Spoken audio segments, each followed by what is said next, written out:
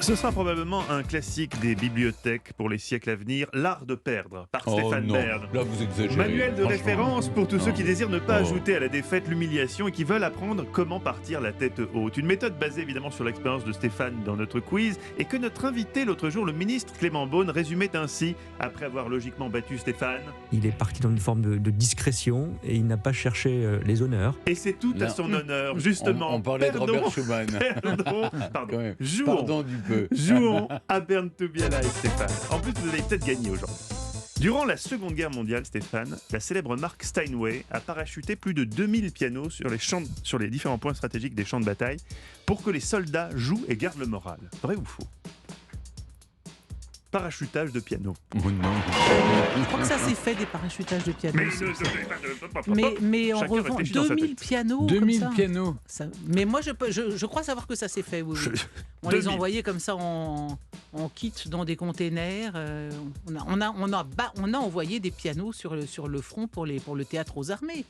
Enfin, pas sur le front, mais dans des... Regardez, quand est-ce qu'il y a ce jazzman qui était en Égypte avant le débarquement américain là. Je Ça peux paraît pas vous fou, aider. franchement. Il y avait tant à faire et tant à Mais le moral sauver. des troupes, Regardez qu'est-ce le que vous en moral. faites, bien sûr, C'est très important. important. On aurait pu larguer des poupées Et dans les gonflables. stalags, il y avait des pianos. Hein. Ouais. Dans les stalags, il y avait des pianos. Ben oui. Alors, Stéphane, qu'est-ce que Je vous dirais répondez? non. Moi, je Vous dirais non. répondez Pas non. 2000. Pas 2000. Vous avez perdu. C'est quand même un peu dommage dans la Ouais. mesure où Clémentine vous a donné la réponse. Oui, c'est mais vrai. j'ai Stéphane. le droit Oui, de mais vous avez le donner droit. mon Bah non. sentiment. Eh ben non. Non, vous Pas êtes de rébellion. Vous êtes quelqu'un de très droit. C'était vrai. On les a appelés les Victory Piano ou les GI Piano. 1,50 m de long, 60 cm de profondeur, 250 kg au lieu de 180 pour des pianos classiques. Ils étaient conçus en effet pour résister au parachutage. L'armée de terre en a reçu des verts, la marine des bleus et l'armée de l'air des gris. 3000, non pas 2000, 3000 ont été ainsi parachutés. Bah, c'est pour ça qu'il s'est trompé. Vous avez dit 3000, bien Ah, sûr. ce qui a eu Vous avez pour dit effet- 2000 au lieu de 3000. Et ça, je ne le savais pas, ça a eu pour effet de sauver la marque de la crise et d'éviter sa Ah, mise en oui. faillite. Il y en a eu sur beaucoup de champs de bataille, en Normandie, mais aussi en Asie, en Nouvelle-Guinée et en Australie. Question numéro 2 pour vous, Clémentine. Vous lisez peut-être un quotidien, La Croix, l'Huma, Libé, Le Figaro pour Stéphane. Il y a aussi Aujourd'hui en France. Eh bien, dans les années 40, Aujourd'hui était un journal d'une page qui donnait tous les jours la météo de la semaine. Vrai ou faux? Dans les années 40, Aujourd'hui était un journal d'une page qui... Alors, je n'en ai aucune idée. Le titre ne me dit rien parce qu'évidemment, sont plutôt les titres politiques et polémiques qui me disent quelque chose pendant cette période. Est-ce qu'on aurait édité un journal uniquement sur la météo et sur la météo locale ou sur parce que les gens se foutaient pas mal de savoir le temps qu'il faisait. C'est important, planifier un week-end sympa, 1940. Une feuille de chou uniquement pour la météo. Écoutez, en même temps, je ne verrai pas trop l'intérêt de la question. Non, ça ne me dit rien du tout. Je réponds non.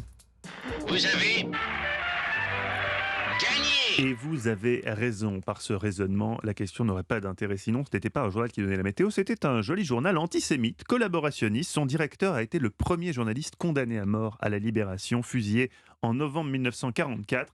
Et je ne sais même pas si ce journal donnait la météo. Question numéro 3 pour vous, Stéphane.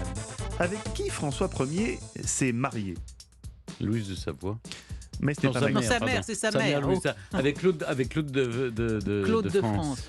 Avec Pardon. Claude de France et Éléonore de Habsbourg. Mais ce n'était pas ma question. Ma question c'était... Dommage. C'est dommage. Oui. Est-ce qu'à cette époque, les dragées existaient? Oui ou non? Je crois que oui. Oui.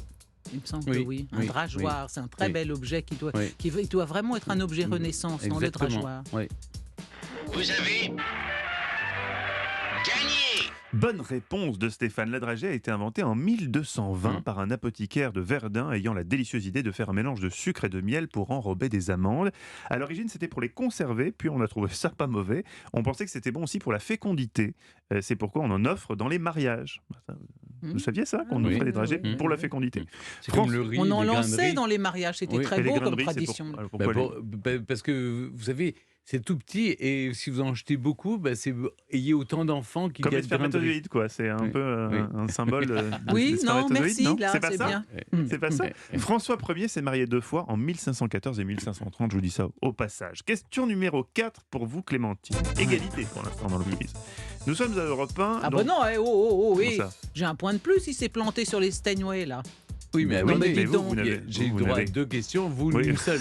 Donc là, c'est là. Ah Vous n'êtes oui. pas forte en arithmétique, en Pardon. revanche. On va faire un quiz Non, bah, mathématique wake la up. prochaine fois. Stéphane Mm. gagnera à coup sûr. Question numéro 4. Nous sommes à Europe 1. Ah, c'est parce que j'avais répondu bon à sa question à lui, c'est pour ça que je me... Tout le monde aime le bleu européen, Oui. qui est partout autour de nous dans le studio. Mais il existe un autre bleu, le célèbre bleu Klein, du nom de Yves Klein, artiste français majeur du XXe siècle, célèbre pour ses monochromes. En 1958, il va faire une expo qui va rendre tout le monde dubitatif. Il va exposer les pinceaux qui lui ont permis de faire ses œuvres. Mais pas ses œuvres. Vrai On ou n'a faux exposé que ses pinceaux. C'est la question que je vous pose. Il y a un autre bleu qui est connu, c'est le bleu de Chartres, qu'on ne sait plus, des vitraux de Chartres qu'on ne sait plus reconstituer. Est-ce qu'il aurait pu n'exposer que ses pinceaux ? Il est certain qu'exposer une palette, c'est très beau, parce qu'au musée de la Croix, il y a les palettes de Delacroix, c'est magnifique. Elles constituent en elles-mêmes une œuvre. Mais uniquement des pinceaux, et puis... ou alors il aurait fallu un pot avec des pinceaux dans une... Non, écoutez, on serait déplacé juste pour voir ces pinceaux. En même temps... En même temps, c'est Klein. Hein. Et alors, tu viens, on va à l'expo voir les pinceaux de Klein. On ne le sait pas. On ne sait pas, Vandélé. ce serait une surprise, c'est ce que je vous dis. Est-ce qu'il Ah. a fait une expo où au Il a lieu fait une d'exposer ses expo œuvres, il a pour exposé les pinceaux surprendre les Voilà. gens, il n'a mis que des Un pinceaux. happening. Ouais. Que voulait-il dire par là hein? Quel était le sens profond caché? Écoutez, on l'appelle. Je sais pas quoi. Là, je suis... Non. Non. Réfléchissez mieux. Bon, oui. Elle a dit non. Elle dit oui.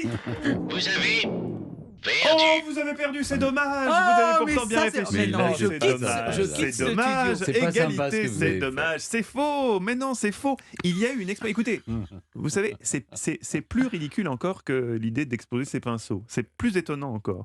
Et effectivement, c'était comme Stéphane a dit, un happening. Il y a eu une expo en 1958, mais il n'y avait rien du tout. Entièrement vide. Elle est intitulée « La spécialisation de la sensibilité à l'état matière première en sensibilité picturale stabilisée ». Yves Klein meurt en 1962 d'une crise cardiaque à seulement 34 ans, 2 mois avant la naissance de son fils, ce qui est bien triste. Question numéro 5. Là, cela Surtout dit... pour son ouais, enfant et sa ouais. femme. Ben exactement. Heureusement, il nous reste ces monochromes. Question finale qui va vous départager, la question Élisabeth II.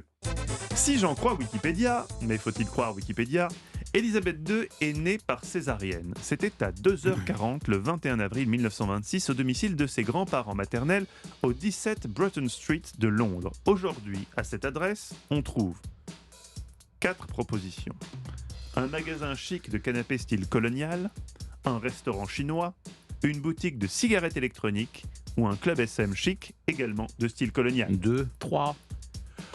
Un restaurant chinois, c'est une bonne réponse de Stéphane Bern qui est décidément incollable sur la reine Vous le Elisabeth saviez, II. Stéphane, ou vous avez répondu Ah, il savait. Oui, un restaurant C'est chinois. rigolo. Akassan, c'est le nom du restaurant qui a, je vous rassure, un certain standing. Rihanna y a déjà été, mais pas avec la reine. Le bâtiment n'est plus le même qu'à l'origine car il a été bombardé pendant la guerre. Dernièrement, le Guardian a enquêté. Il a découvert que l'immeuble appartient au chef de la famille royale des Émirats Arabes Unis. Figurez-vous, c'est donc un restaurant chinois. Victoire de Stéphane Bern. Je suis désolé, Clémentine, j'ai un peu aidé Stéphane aujourd'hui.